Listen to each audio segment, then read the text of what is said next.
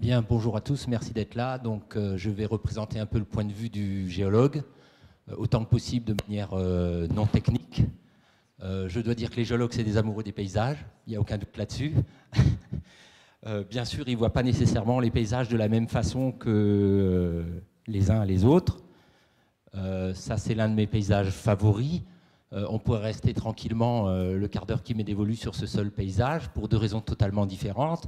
Si je vais à cet endroit, c'est pour regarder les roches qui sont là, les gneiss et les éclogites, qui sont des roches, des roches qui ont été à un moment donné proches de la surface, puis enfouies très profondément à 60, 80 ou 100 km de profondeur, sont revenues en surface, ont été, dit-on techniquement, exhumées, et donc immédiatement on associe à ce point la création d'un relief. Bien sûr, toutes ces roches, elles font partie d'un paysage qui est clairement en montagne. Et puis si j'ai choisi cette photo en particulier, c'est parce que vous voyez très bien effectivement un glacier sur la gauche, et puis une moraine qui s'étend très largement sur la droite.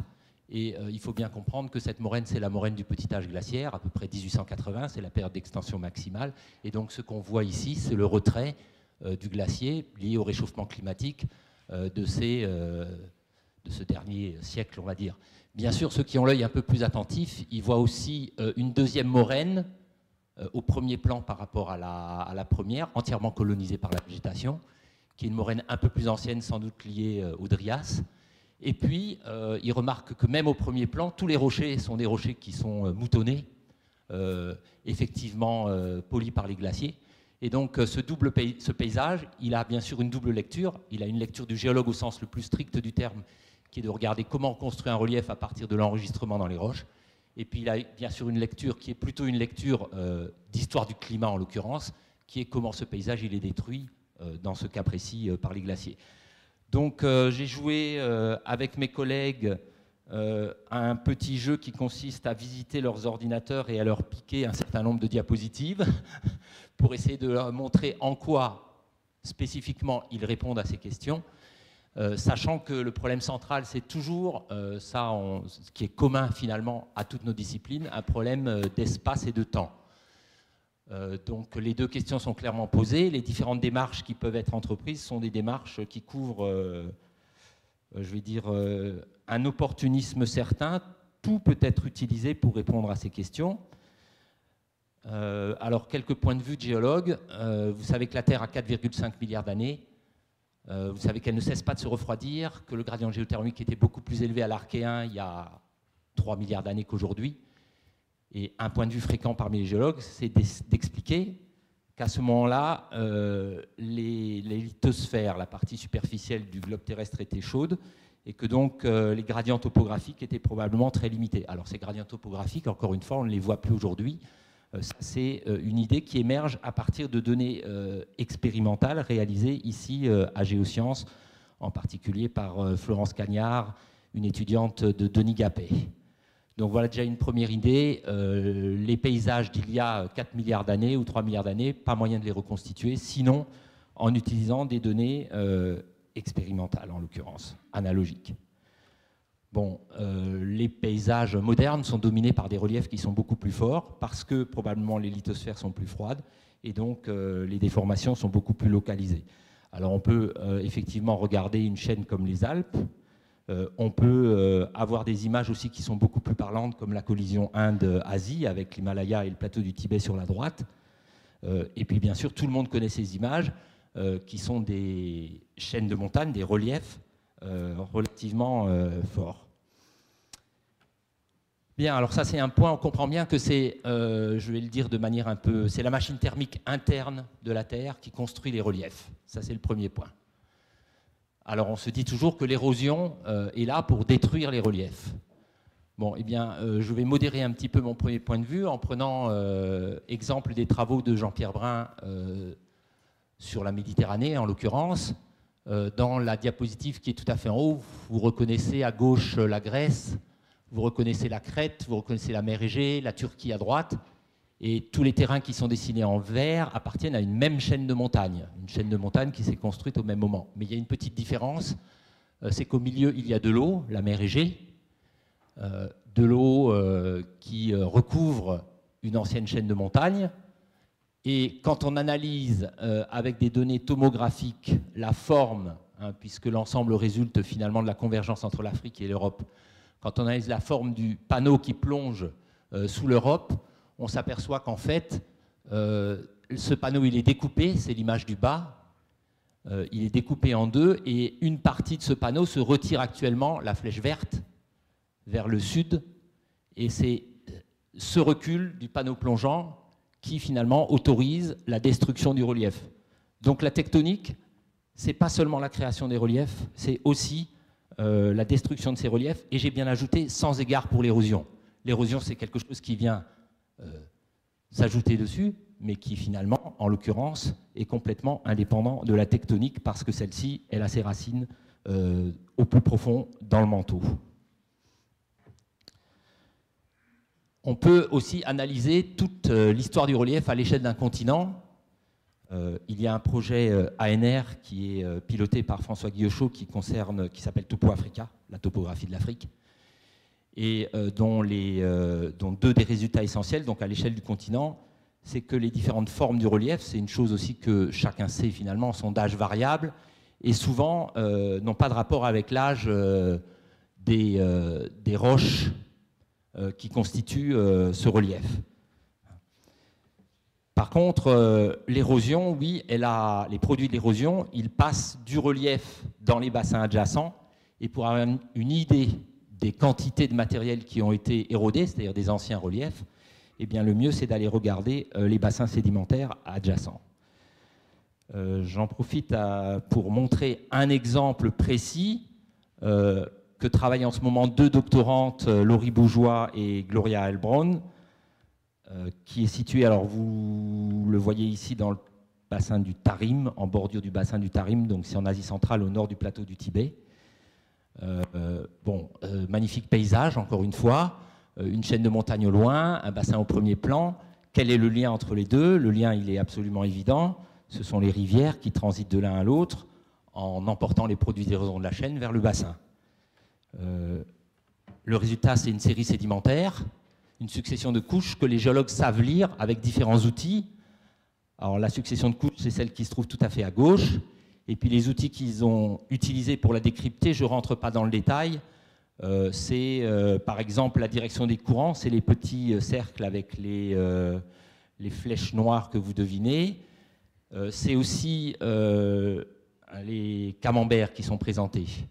C'est aussi analyser dans les sables et les blocs la nature des éléments qui constituent le sable et les blocs pour savoir quelle est la nature des reliefs qui sont en cours d'érosion, et puis éventuellement des techniques sophistiquées, donc ça c'est entre autres la plateforme Condat, les traces de fission dans les cristaux de zircon qui permettent de savoir quel est l'âge de l'exhumation du matériel dans le relief qui est en arrière.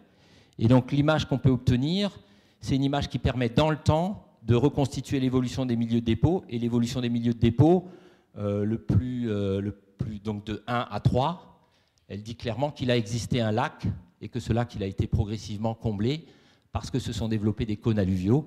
Et donc ce qu'enregistre la série sédimentaire, c'est la construction du relief, la croissance de ce relief, sachant que la majeure partie des terrains effectivement de ce relief ne sont plus observables aujourd'hui et simplement sous forme de sable et de conglomérats dans le bassin adjacent. Dans tout cela, je n'ai pas dit un mot du climat, je n'ai pas dit un mot de la vie, j'ai fait comme si la biosphère était absente. Il se trouve que dans ce bassin, il existe des huîtres. Laurie Bourgeois est en train d'étudier ces huîtres avec les techniques, je ne vais pas rentrer dans le détail de la sclérochronologie. Donc l'huître dépose des couches régulièrement de calcite sur sa coquille, et l'analyse des compositions isotopiques et puis des éléments traces dans ces cristaux de calcite, dans ces couches successives, permet de remonter au climat et montre en l'occurrence qu'il y a une saisonnalité du climat, et cette saisonnalité, une mousson en quelque sorte, et cette saisonnalité, eh bien, elle dépend aussi de la circulation atmosphérique globale en Asie centrale à ce moment-là, et cette circulation, bien sûr, elle est dépendante du relief. Donc vous voyez que là, il y a une boucle qui se fait entre différentes disciplines à l'intérieur des sciences géologiques, entre ceux qui regardent les sédiments, l'émergence du relief et ceux qui regardent le climat et la circulation atmosphérique à ce moment-là. Alors, je vais y revenir à un problème peut-être moins exotique, mais le massif armoricain, pour donner un exemple un peu peut-être plus concret et nous faire rêver tout autant. Dans le massif armoricain, vous savez tous qu'il y a des couches qui ont été plissées pendant, il y a à peu près 300 millions d'années, pendant la création d'une chaîne de montagnes qui est la chaîne varisco-hercynienne. Et ce qu'on sait tous, c'est que les surfaces sur lesquelles on vit tronquent ces couches. Ça se voit de manière, alors à Fréhel, au Cap Fréhel, c'est l'image du haut à droite, très bien. Ça se voit aussi tout à fait dans les travaux. Voilà l'image en bas à gauche, c'est une photographie des travaux qui sont en cours pour la ligne TGV à Laval.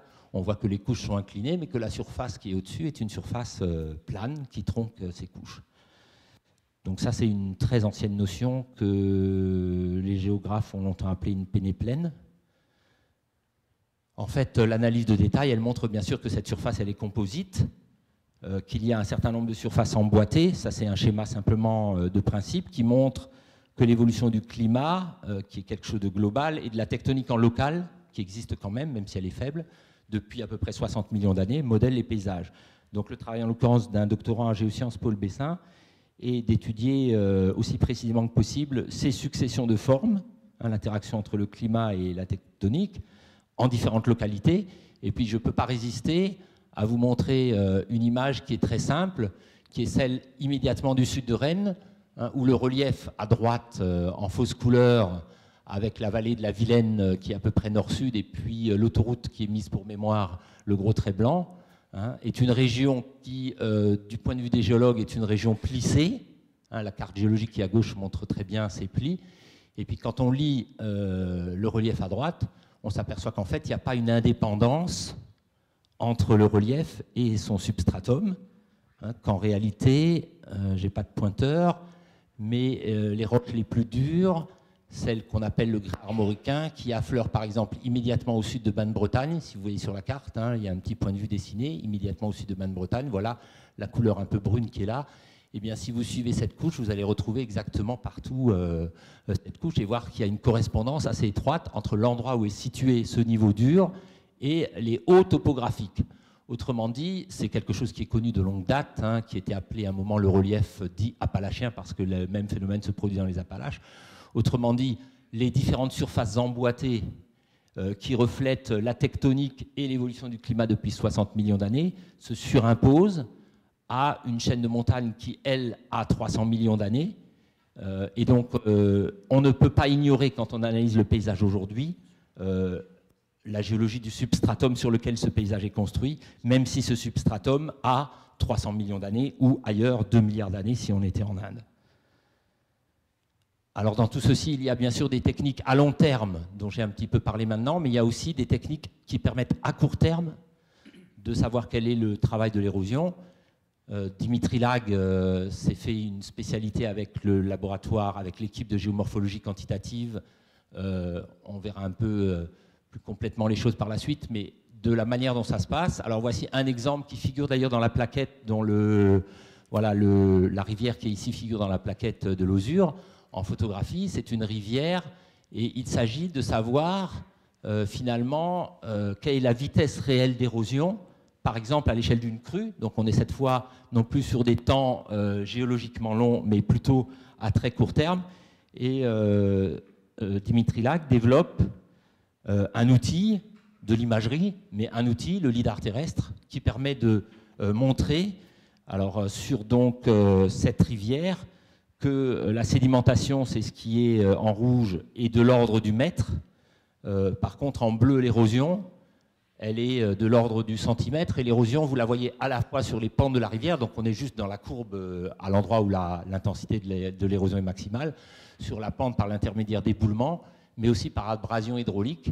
C'est le petit niveau que l'on voit sur le bord, sur la berge de cette rivière, exactement ce qui est en train de se passer sur les berges de la Vilaine et de l'Isle à la suite des crues que nous avons eues il y a quelques jours et que nous aurons probablement demain. Alors, à ces aspects très pointus d'imagerie quasiment instantanée, on peut bien sûr associer aussi tous les outils de la modélisation numérique cette fois. J'ai déjà fait allusion aux outils de la modélisation analogique précédemment, hein, pour montrer comment la rhéologie du manteau permet de créer des reliefs et contrôle les reliefs à différentes échelles, suivant la rhéologie. Je ne rentre pas peut-être dans les détails. Et puis éventuellement même d'ajouter de l'érosion et donc de montrer comment la chaîne est modelée par l'érosion. Pour finir, cette géomorphologie quantitative nécessite évidemment une approche multi-échelle et comme précédemment montré par Gilles, on retrouve toujours ces deux axes qui sont le temps et la dimension de l'objet dans lesquels l'esprit du géologue se promène quand il regarde un paysage. Merci.